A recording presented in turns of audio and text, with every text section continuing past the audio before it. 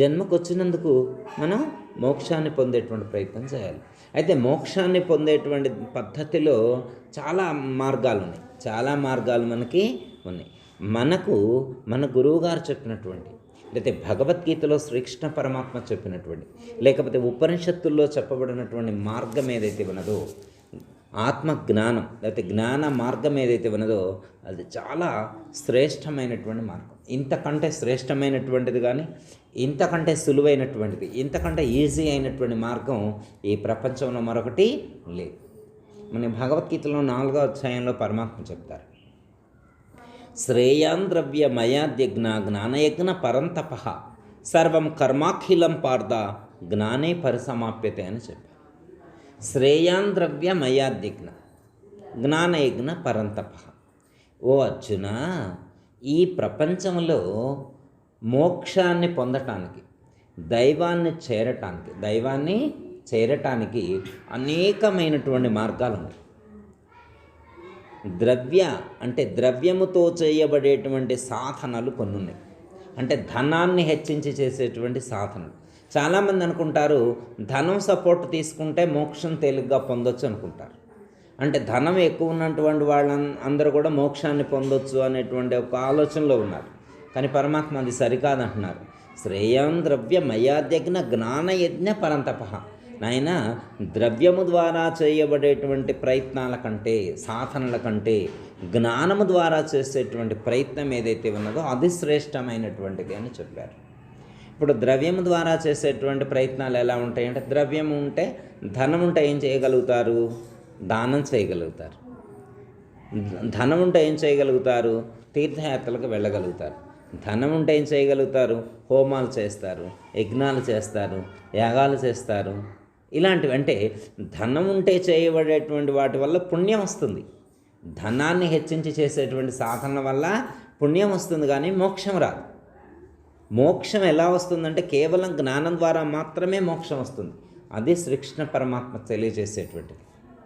అందుకే ప్రపంచంలో ఉన్నటువంటి ప్రయత్నాలన్నింటికంటే, దైవాన్ని చేరటం కోసం చేసేటువంటి ప్రయత్నాలన్నింటికంటే కూడా శ్రేష్టమైనటువంటి ప్రయత్నం ఏదైనా ఉన్నదంటే అది జ్ఞానం ద్వారా ప్రయత్నించడం అని చెప్పారు. ఓకే, బాగుందండి. జ్ఞానం అంటే ఏంటండి? ఇప్పుడు జ్ఞానం ద్వారా ప్రయత్నం చేస్తే తేలికన్నాడు. అంటే దైవాన్ని గురించి తెలుసుకోవడానికి జ్ఞానం కంటే శ్రేష్టమైనటువంటిది ఇంకొకటి లేదన్నారు. మరి జ్ఞానం అంటే ఏంటి? ఆ జ్ఞానం ఏంటో మనం తెలుసుకోవాలి కదా. జ్ఞానం అంటే ఏం లేదు, తెలుసుకోవటమే జ్ఞానం అంటే. జ్ఞానం అంటే తెలుసుకోవటం, దైవాన్ని గురించి తెలుసుకోవటం. దానికి పెద్ద కష్టపడేది ఏముంది? ఇప్పుడు ఉదాహరణకి ఇదేంటి? ఫోన్ అంటాం. ఇది ఫోన్ అని తెలుసుకోవడానికి మనం ఏమైనా కష్టపడ్డామా? లేదు కదా. ఇది ఫోను అని తెలుసుకోవటమే జ్ఞానం అంటే. అంతేగమ్మా. ఇది లైటు అని తెలుసుకున్నాం, ఇది లైటు అని తెలుసుకోవడానికి ఏమైనా కష్టపడ్డామా? లేదు కదా. వీరు ఈశ్వరరావు గారు అని తెలుసుకోవడానికి ఏమైనా కష్టపడుతున్నామా? వీరు శాంతి స్వరూప్ గారు అని తెలుసుకోవడం కోసం ఏమైనా కష్టపడుతున్నామా? వీరు పద్మా గారు అని తెలుసుకోవడం కోసం ఏమైనా కష్టపడుతున్నామా? కష్టపడలేదండి. నేనెవరు అంటే నేను సో అండ్ సో అంటున్నా. నేనెవరో నాకు తెలియటం, ఇదే తెలుసుకోవటం అంటే. తేలిగ్గా లేదా? ఎంత తేలిగ్గా ఉందండి. వీరు పద్మా గారు అని తెలుసుకోవడం ఎంత తేలికో, దైవాన్ని తెలుసుకోవడం కూడా అంతే తేలిక. ఇక అంతకంటే పెద్ద కష్టం లేదండి. ఇది పెన్ను అని తెలుసుకోవడం ఎంత తేలికో, దైవాన్ని గురించి తెలుసుకోవడం కూడా, ఆ దైవం అంటే ఇది అని తెలుసుకోవడం, ఇంకా దర్శాలు అంతే. ఇది తెలుసుకోవటం అర్థం కాక, అంటే ఈ పద్ధతిగా దైవాన్ని తేలికగా తెలుసుకోవటం అర్థం కాక, అంటే ఇంత తేలిగ్గా కూడా దైవం దర్శింపబడతాడు అనేటువంటి జ్ఞానం లేక ఇక ఎన్ని అవస్థలు పడుతూ ఉన్నారో చూడండి సమాజంలో. అనేకమైనటువంటి ప్రయత్నాలు చేస్తున్నారు. జపస్తపో వ్రతం తీర్థం యజ్ఞోదానం తథైవచ అని చెప్పారు. గురుతత్వం అభిజ్ఞాయ సర్వం వ్యర్థం భవేత్ ప్రియ అన్నారు. నానాశాస్త్ర పటేలోకే నానాదేవంచ పూజనం ఆత్మజ్ఞానం దినా పార్థ సర్వకర్మ నిరర్థకం అని చెప్పారు. ప్రపంచంలో అనేకమైనటువంటి ప్రయత్నాలు చేస్తున్నాం. నానాదేవంచ పూజనం, నానాశాస్త్ర పఠేలోకి అనేకమైనటువంటి శాస్త్రాలను పఠిస్తూ ఉన్నారు ఈ యొక్క ఆత్మజ్ఞానాన్ని తెలుసుకోవడం కోసం. కానీ తెలియట్లేదు. ఎందుకంటే శాస్త్రంలో చెప్పబడినటువంటి పద్ధతిగా ప్రయత్నం చేయట్లేదు. శాస్త్రంలో ఏం చెప్పారో ఆ పద్ధతిగా ప్రయత్నం చేయట్లేదు. ప్రయత్నం చేస్తారేమన్న ఉద్దేశంతో మనకి కొన్ని పద్ధతులను ఏర్పాటు చేశారు. గురువుగారి దగ్గరకు వెళ్ళారు. నాయన గురుగీత పారాయణం చేయండి అని చెప్పారు. కొంతమంది ఒకటి భగవద్గీత పారాయణం చేయండి అని చెప్పారు. ఇంకో గురువుగారు విష్ణు సహస్రనామాలు పారాయణం చేయండి అన్నారు. ఇంకో గురువుగారు లలితా సహస్రనామాలు పారాయణం చేయండి అన్నారు. ఎందుకు పారాయణం చేయటం? మరి గురువుగారికి తెలియదా? గురువుగారికి తెలుసు. పారాయణం చేస్తే అందులో చెప్పబడినటువంటి జ్ఞానాన్ని అర్థం చేసుకుంటారని, ఒక శ్లోకంలో కాకపోతే ఇంకో శ్లోకంలో, ఇంకో శ్లోకంలో కాకపోతే ఇంకో శ్లోకంలోనైనా అర్థం చేసుకుంటారేమో అన్న ఉద్దేశంతో గురువుగారు చెప్పారు. అంతే తప్ప ఉత్తగా శ్లోకాలు చదువుకుంటూ పోతే ఏం ఉపయోగం? ఆ శ్లోకాలు చదివేప్పుడు ఏమైనా ఒక ప్రయత్నం, మనకు ఒక సందేహం కలిగినప్పుడు ఆ సందేహం కోసం ఏమైనా సమాధానాన్ని రాబట్టడం కోసం ఏమైనా ప్రయత్నం చేస్తామేమన్న ఉద్దేశంతో పారాయణం చేయమన్నారు. 300 శ్లోకాలు గురుగీత పారాయణం చేసినాం అనుకోండి, కనీసం ఒక్క శ్లోకం కాడైనా సందేహం రాకపోయిద్దా? ఆ యొక్క జ్ఞానం కోసం ప్రయత్నం చేయకపోతారా అని. ఎంతమంది పారాయణం చేస్తున్నారు? అసలు ఎంతమందికి సందేహం కలుగుతుంది? అంటే పెద్దల యొక్క ఆంతర్యం వేరు. వాళ్ళు పారాయణం చెయ్యండి అని చెప్పిన దాని వెనక ఉన్నటువంటి ఆంతర్యం, పారాయణం చేస్తే కలిగే ప్రయోజనం కంటే ఆ శ్లోకాల్లో చెప్పబడినటువంటి అర్థం ఏదైతే ఉన్నదో ఆ అర్థాన్ని తెలుసుకొని నడుచుకుంటే కదా మోక్షం కలిగేది. ఇప్పుడు ఉత్తగా చూడండి, గ్రైండర్లో పప్పేసి రుబ్బినట్లుగా నోట్లో శ్లోకాలు వేసి రుబ్బుతూ ఉన్నామండి. విష్ణు సహస్రనామాలు రోజు రుబ్బుతూనే ఉంటాడు. లేకపోతే కార్తీక మాసం వచ్చింది, లలితా సహస్రనామాలు రోజు రుబ్బుతూనే ఉంటాడు నోట్లో. అట్లా శ్లోకాలు నోట్లో రుబ్బితే ఏం ఉపయోగం? మనం రుబ్బురోలు పత్రంలో ఇడ్లీ పిండి రుబ్బితే ఎంత ప్రయోజనం ఉంటుందో నోట్లో శ్లోకాలు రుబ్బితే కూడా అంతే ప్రయోజనం. శ్లోకాలు చదివితే కాదు కదా ప్రయోజనం. శ్లోకాల్లో చెప్పబడినటువంటి ఆ మంత్రాల్లో చెప్పబడినటువంటి అర్థాన్ని తెలుసుకున్నప్పుడు, మనం ఆ పద్ధతిగా నడుచుకున్నప్పుడు మోక్షం అనేటువంటిది ప్రాప్తిస్తుంది. లేకుంటే ఏం ఉపయోగం? అర్థమైందమ్మా? అందుకే పెద్దలు ఏం చెప్తున్నారంటే, నాయన అక్కడ చెప్పబడినటువంటి జ్ఞానాన్ని నీవు అవగాహన చేసుకున్నట్లయితే ఈ మిగతా సాధనలన్నీ చేయాల్సినటువంటి అవసరం లేదు. ఒక ఆయన అంటాడు, ఏమండి గురువుగారు, నేను మొన్న దేవీ నవరాత్రులప్పుడు లలితా సహస్రనామాలు పారాయణం చేయలేకపోయాను, నాకు మోక్షం రాదా? ఏమండి గురువుగారు, మన వైకుంఠ ఏకాదశి వచ్చింది, మరి చిన్నజీరు స్వామివారు మరి విష్ణు సహస్రనామ పారాయణం చేయమని చెప్పారు. చాగంటి కోటేశ్వరరావు గారు హనుమాన్ చాలీసా పారాయణం చేయమని చెప్పారు. నేనేమీ చేయలేకపోయాను, నాకు మోక్షం రాదా? నా బ్రతికి ఇట్లేనా? నేను ఇంతే అయిపోతానా? నేను ముందుకు పోలేనా? నేను ఏదీ చేయలేనా? ఎందుకలా? ఏమని చెప్తున్నారు భగవద్గీతలో శ్రీకృష్ణ పరమాత్మ? ఏమని శ్రేయాన్ ద్రవ్య మయాద్యజ్ఞ జ్ఞానయజ్ఞ పరంతప సర్వం కర్మాఖిలం పార్థ జ్ఞానే పరిసమాప్యతే. ఈ లోకంలో చెప్పబడినటువంటి సమస్త సత్కర్మల ఫలితం మొత్తం కూడా జ్ఞానమునందే పర్యవసించుతున్నది, జ్ఞానమునందే పరిసమాప్తమవుతున్నది అని చెప్పారు. అంటే ఒక్క జ్ఞానాన్ని పొందితే ప్రపంచంలో చెప్పబడినటువంటి సమస్త సత్కర్మలన్నింటి యొక్క ఫలితాలన్నీ కూడా జ్ఞానంలోనే గర్భీకృతమై ఉంటాయి. ఇంకా అవన్నీ చేయకపోయినా కానీ అవన్నీ చేసినటువంటి వాళ్ళు పొందే ఫలితంతో పాటు మోక్షాన్ని పొందుతాడు జ్ఞాని అని చెప్పి శ్రీకృష్ణ పరమాత్మ చెప్తున్నారు. శ్రీకృష్ణ పరమాత్మ ఏమైనా అబద్ధం చెప్తాడా? అబద్ధం చెప్పాల్సినటువంటి అవసరం ఆయనకేంటి? ప్రజల్ని తప్పుత్రోవ పట్టించడు కదా పరమాత్మ ఏం చేస్తాడంటే భక్తులందరినీ సరైనటువంటి మార్గంలో నడిపిస్తాడు, సూటి అయినటువంటి మార్గంలో నడిపిస్తాడు. ఇక్కడ రాంగ్ రూట్ అనేటువంటిది ఉండదు, స్ట్రైట్ రూట్ ఉంటుంది, ఎలాంటి అడ్డంకులు ఉండవు. ఇది షార్ట్ కట్. ఇది తెలియనటువంటి వారు అనేకమైనటువంటి ఇబ్బందులు పడుతూ ఉంటారు. ఇది అంటే ఈ పరమాత్మ అంటే ఇలా ఉంటాడు, మన యొక్క శరీరంలోనే మనలాగే ఉంటాడు. పరమాత్మ ఎలా ఉన్నాడు? నాలో నా స్వరూపంగానే ఉన్నాడు. ఎలా ఉన్నాడు? నాలాగే ఉన్నాడు. నేను ఎలా ఉన్నాను? నేను ఎలా ఉన్నాను అంటే ఈ బాక్యమైనటువంటి రూపం కాదు నాది. నేను ఎలా ఉన్నాను అంటే నాలో నేను జ్యోతి స్వరూపంగా ప్రకాశిస్తూ ఉన్నాను. మీరు ఎలా ఉన్నారు? మీరు జ్యోతి వలె ప్రకాశిస్తూ ఉన్నారు. మీరెలా ఉన్నారు? మీరు జ్యోతి వలె ప్రకాశిస్తున్నారు. మీరెవరు అంటే బాక్యమైనటువంటి శరీరం అని చెప్పం కదా. నేను ఎలా ఉన్నాను, నాలా ప్రకాశిస్తున్నారు. మీరెలా ఉన్నారు? మీరు మీలా ప్రకాశిస్తూ ఉన్నారు. మనందరం కూడా జ్యోతి వలె ప్రకాశిస్తూ ఉన్నాం. మనందరి యొక్క జ్యోతి ఇక్కడ ఉందనుకోండి. అంటే సపోజ్ ఇప్పుడు ఇక్కడ మనం 7-8 మంది ఉన్నాం అనుకోండి. ఈ 7-8 జ్యోతులు తీసుకొచ్చి ఇక్కడ దీపాలు ఇక్కడ పెట్టామనుకోండి. దీపాల కాంతి మొత్తం ఒకే విధంగా ఉంటుందా, వేరువేరుగా ఉంటుందా? ఆ కాంతి అన్నీ అక్కడ పెట్టిన తర్వాత ఇది వీరి కాంతి, ఇది వీరి కాంతి, ఇది వీరి కాంతి అని వేరు చేయగలుగుతామా?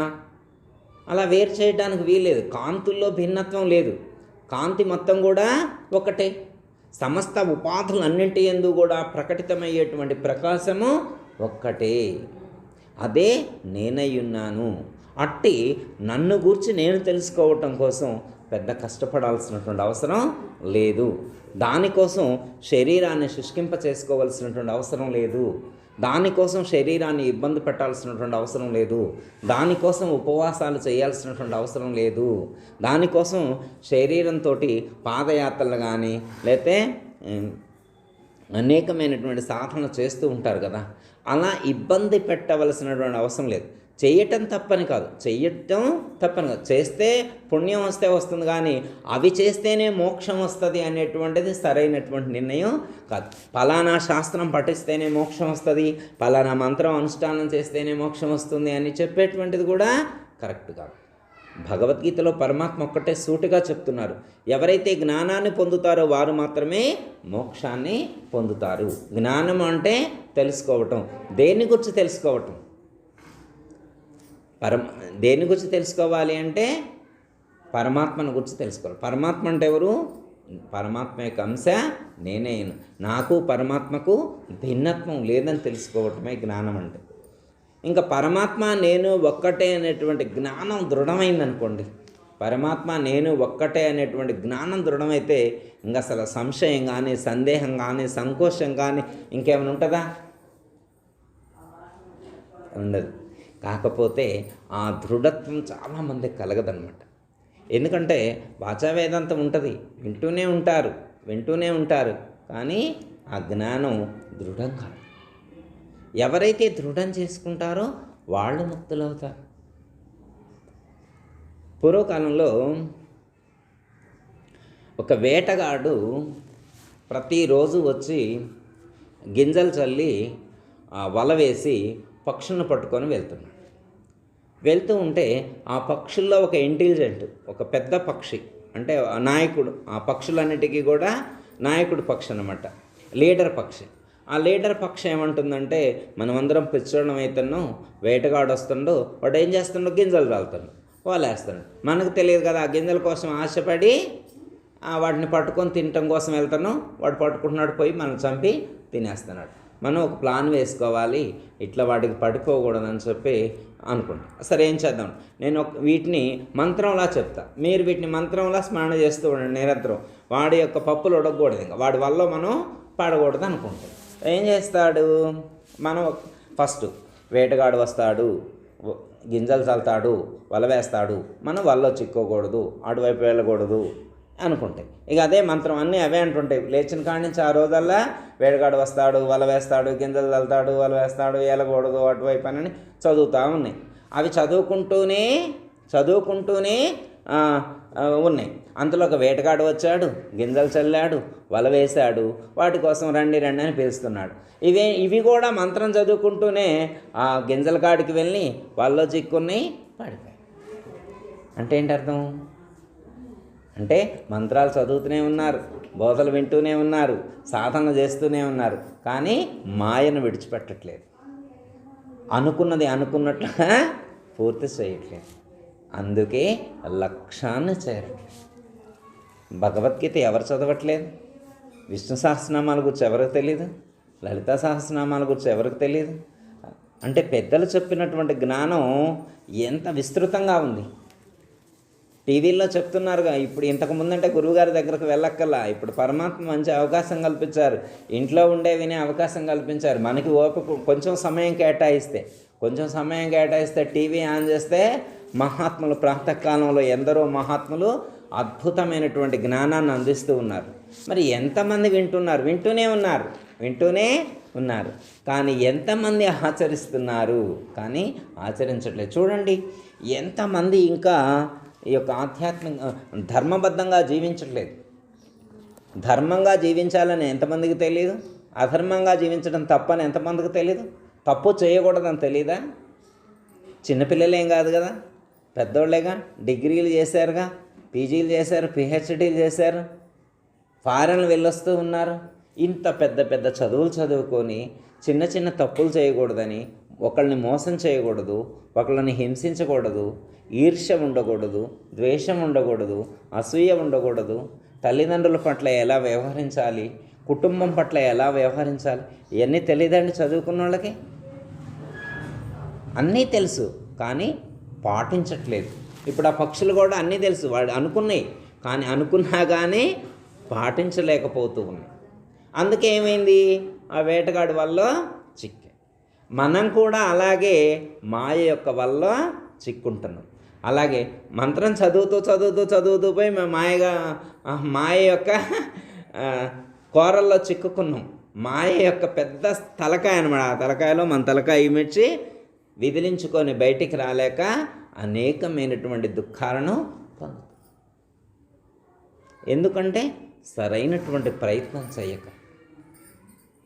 ఎవరూ చింతించవలసినటువంటి అవసరం లేదు.